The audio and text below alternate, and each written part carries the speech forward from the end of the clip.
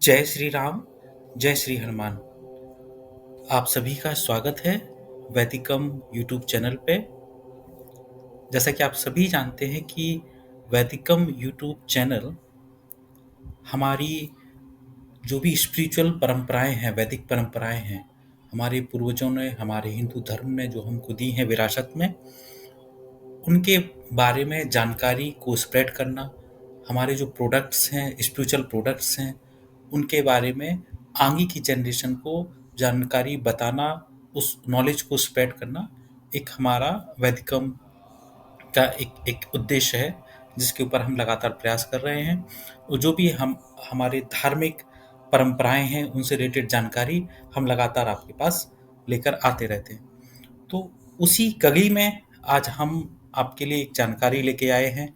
आपको ऑलरेडी हमारे आराध्य श्री हनुमान जी की मूर्ति दिख रही है।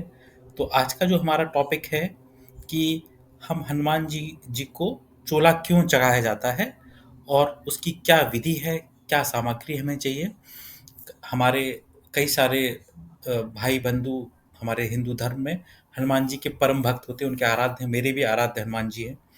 तो आइए इस सेशन की शुरुआत करते हैं, इस टॉपिक के बारे में बात करते हैं। और आगे बढ़ने से पहले मैं आप सभी से रिक्वेस्ट करूंगा, अगर आपको हमारा कंटेंट अच्छा लगता है, हमारा प्रयास अच्छा लगता है, तो ज़रूर हमसे सभी माध्यमों से जुड़ें, सोशल मीडिया के माध्यम से, यूट्यूब के माध्यम से। तो सबसे पहले हम जानते हैं कि हनुमान जी को चोला चढ़ाते क्यों हैं। चोला का मतलब सिंदूर, सिंदूर चढ़ाते क्यों हैं। आपने कभी न कभी मंदिरों में देखा होगा, कोई ना कोई व्यक्ति या मंदिर के पुजारी हनुमान जी को सिंदूर चढ़ाते हैं। बट वो चढ़ाते क्यों हैं, उसका क्यों चढ़ाते हैं, रीज़न क्या है। तो इसके पीछे की एक कहानी है, एक कथा है, एक प्रसंग है कि एक बार हुआ क्या कि माता सीता को हनुमान जी ने मांग में सिंदूर भरते हुए देखा। जैसा कि हम सभी जानते हैं कि हमारे हिंदू धर्म में हर सुहागन स्त्री, हर स्त्री जिसकी शादी हो जाती है, वो शादी के उपरांत अपने पति की लंबी आयु के लिए अपनी मांग में सिंदूर भरती है। तो एक बार हनुमान जी ने माता सीता को मांग में सिंदूर भरती हुए देखा और माता सीता से पूछा कि हे माते, इसका क्या कारण है, आप मांग में ये सिंदूर क्यों भरती हो। तो माता सीता ने हनुमान जी को जवाब देते हुए कहा कि हनुमान जी, ये जो सिंदूर वो भरती हैं, वो उनके पति यानी कि प्रभु श्री राम की लंबी आयु के लिए भरती हैं, जिससे उनकी आयु लंबी हो और इससे श्री राम प्रसन्न होते हैं। तो जब उन्होंने ऐसा सुना कि एक चुटकी भर सिंदूर से हनुमान जी माता सीता की मांग में एक चुटकी भर सिंदूर को देखकर इतने प्रसन्न होंगे और उनके प्रभु की आयु लंबी होगी, तो ऐसा सुनकर उन्होंने क्या किया कि अपने पूरे शरीर में सिंदूर को लपेट लिया।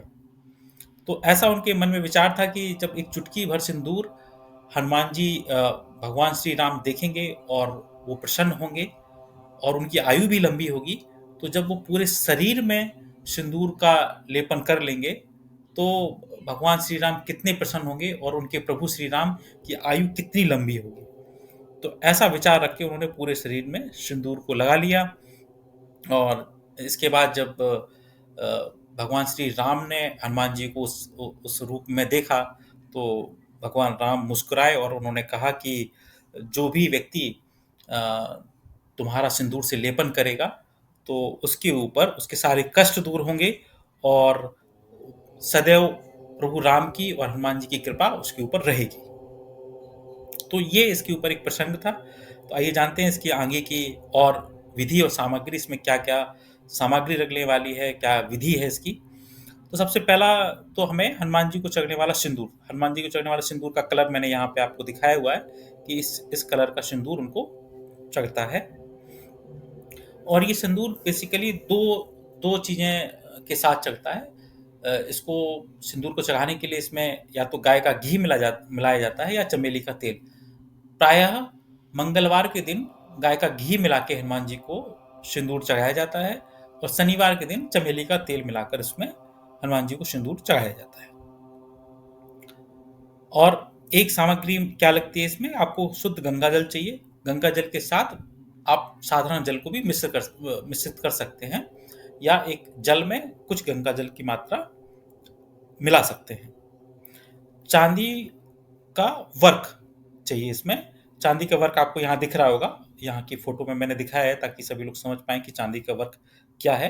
तो इस तरह का वर्क प्रायः मिलता है, तो ये वर्क लगता है। जनेऊ मिलता है, जनेऊ आप यहाँ देख रहे हैं इमेज में। और अगर आप इस चूल्हा चढ़ाने के बाद आप कोई आराधना भी करनी होती है प्रभु की, तो उसमें आप हनुमान चालीसा की पुस्तक रख सकते हैं, और जिनको हनुमान चालीसा याद है तो वो वैसे भी कर सकते हैं। अगर किसी को याद नहीं है तो पुस्तक को देख के हनुमान चालीसा, सुंदरकांड या और भी कई हनुमान जी की स्तुति हैं, तो कोई भी जो स्तुति आपके लिए संभव हो आप वो स्तुति कर सकते हैं। साथ साथ में अगर आप लंगोट की व्यवस्था कर सकते हो तो हनुमान जी को इस तरह का लंगोट भी पहनाया जाता है। आइए देखते हैं इसकी विधि क्या है, कि किस तरह से इसको प्रारंभ किया जाता है। तो सबसे पहले हम जिस भी मंदिर में जाएं, वहां पे एक घी की ज्योति जला लें। घी की ज्योति जलाने के बाद हम क्या करेंगे, आपने जनरली मूर्ति पे कोई ना कोई पुराना चोला चढ़ा होगा, कुछ सामग्री, कुछ फूल पुष्प रखे होंगे। तो सबसे पहले तो अगर कुछ इस तरह की चीजें हैं तो पहले मंदिर को साफ सफाई कर लें, उस मूर्ति की साफ सफाई कर लें। और वो करने के बाद आप जो जल हम लोग लेके आए थे, जिसमें गंगा जल को मिलाया हुआ है, उस मिश्रित जल से हम प्रभु का, श्री हनुमान जी का स्नान करवाते हैं। तो उनको सबसे पहले स्नान कराएंगे। स्नान कराने के बाद प्रतिमा को साफ कर लें। कोई चीज अगर यहाँ वहाँ रह गई हो तो उसके आसपास साफ कर लें। और जो अभी हमने कहा, जैसे बात की थी कि या तो घी का या चमेली के तेल का लेप किया हुआ जो हनुमान जी का सिंदूर है, वो किसी कटोरी में या किसी में आप मिला लें उसको, फिर उसका लेपन स्टार्ट करें। अब जब लेप स्टार्ट कैसे करते हैं, वो मैं आपको बताने की कोशिश करता हूँ। हमेशा नीचे से ऊपर की ओर, मतलब उनके पहले दाहिने पैर में लेपन स्टार्ट करेंगे, फिर दाहिने पैर से नीचे से ऊपर की, पहले नीचे की मूर्ति में हम सिंदूर का लेप करेंगे। उसके बाद धीरे धीरे प्रायः ऊपर ऊपर चलते चले जाएंगे, फिर हृदय में, हाथों में, गदा में, पर्वत में, और धीरे धीरे सिंदूर ऊपर मस्तक तक, नीचे से ऊपर की ओर हम उनमें शरीर के लेप में सभी जगह पे सिंदूर का लेप करते हैं।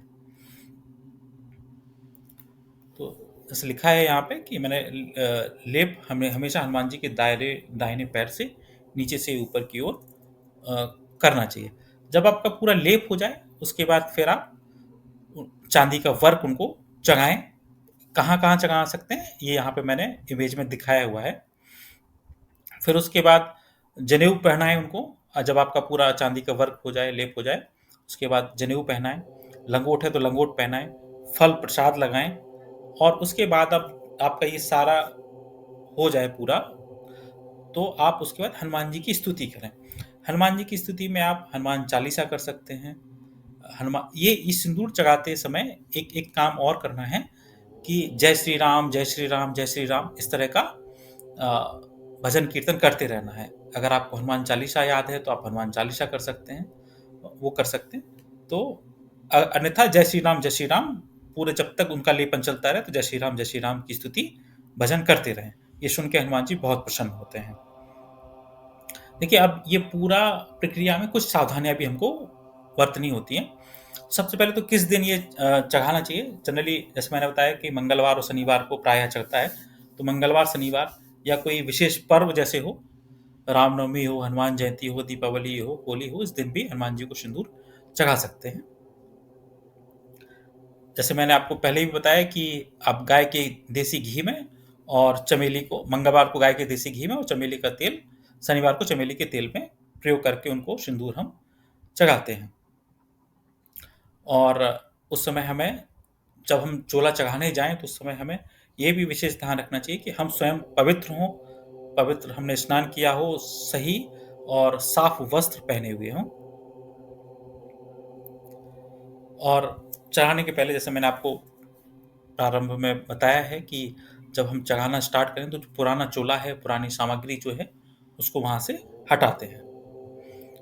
तो जब प्रतिमा पे जब पूरा व्यवस्था हो जाए, पूरा आपका चोला चढ़ जाए, उसके बाद आप हनुमान जी की आराधना कर सकते हैं। तो उस आराधना के समय पे आप, जैसे मैंने बताया, जय श्री राम, जय श्री राम, जय श्री राम, इस तरह की रामायण की चौपाई आप बोल सकते हैं। हनुमान चालीसा का पाठ कर सकते हैं। सिंदूर रक्त वर्ण, ये इस श्लोक का भी पाठ कर सकते हैं।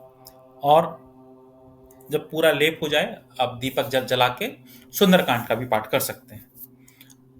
बजरंग बाण, हनुमान अष्टक, इनका भी पाठ आप कर सकते हैं। जितनी आराधना आपके पास संभव हो, जितना समय आपके पास हो, उतना आप कर सकते हैं। अब इसके लाभ क्या होते हैं? हनुमान जी को किन लोगों को चढ़ाना चाहिए, अति आवश्यक किन लोगों को चढ़ाना चाहिए, और इससे आपको क्या लाभ होंगे? जनरली किसी की कुंडली में अगर मांगलिक हो, मंगल ग्रह के अशुभ प्रभाव उनको अपने जीवन में देखने को मिल रहे हो, मंगल ग्रह उनकी कुंडली में ठीक ना हो, ठीक अवस्था में ना हो, तो हनुमान जी को चोला जरूर चलाना चाहिए। अगर आप किसी की शनि की साढ़े साथी चल रही हो, शनि की महादशा हो, शनि उनकी कुंडली में अच्छा ना हो, तो शनिवार के दिन हनुमान जी का चोला उनको चढ़ाना चाहिए। तो इससे क्या होगा कि आपके शनि की ढैया और साढ़े साथी, शनि के जो भी दुष्प्रभाव हैं वो धीरे धीरे कम होंगे। जीवन के बाकी जो दुख हैं वो भी धीरे धीरे कम होते रहते हैं। मंगल मजबूत होता है। जब आपका मंगल मजबूत होगा तो वैवाहिक जीवन के जो भी सुख हैं इंसान को वो मिलेंगे। विवाह में आ रही बाधाएं मिलेंगी।